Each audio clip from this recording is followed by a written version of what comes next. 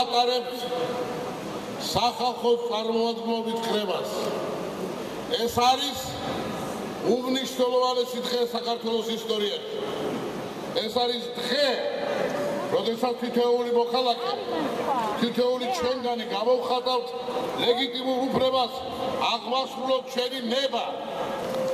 ყველაზე მეტად მიხეილ სააკაშვილს სწორედ სახალხო კრების ჩატარების ეშინია, რადგან სახალხო კრება საქართველოს მოსახლეობის ნების გამომხატველი ლეგიტიმური ორგანოა, რომელსაც კონსტიტუციური უფლება აქვს ხელისუფლებას განაჩენი გამოუტანოს და მოსთხოვოს მას წართმეული მანდატი ხალხს უკან დაუბრუნოს.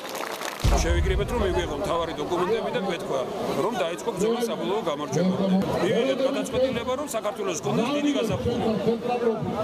აი მას ვაპროტესტებთ, ის გამოც მთელი ქართველი ხალხი უნდა გამოვიდეს გარეთ. ნიშა სააკაშვილის რეჟიმს, მთელი თავისი ხრომა. კონკრეტულად რა მოთხოვნა გაქვთ? ყველაფერი, არაფერი არ მომწონს. ჩემს სამშობლოს საკეთილდღეოდ არაფერი არ გეწევა. რატომ ხარ ქართველი? ბატონო? დაგვაყენეს და რას ნიშნავს სახალხო პატრული? ბატონო? არის ის რას ნიშნავს სახალხო პატრული? გაწვიათ უნიფორმა.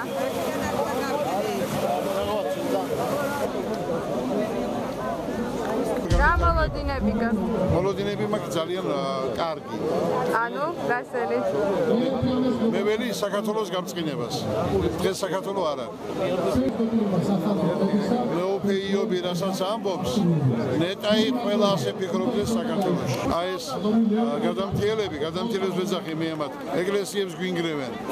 შიგნით რომ არა უწმინდესი და მისი გამჭრიახობა, დღეს უკვე დიდი ხნის საქართველო დიდი ხნით უკვე უკან არის, არა წინად არ იქნებოდა. ენას გვართმევენ, ენას გვართმევენ. ინგლისურად სწავლის წინააღმდეგი ვინ არის? მაგრამ ქართული ენა არ იციან. ქართული მწერლები არ იციან. ასეთ ვითარებაში მოსახლეობას დარჩა რა საპროტესტებს?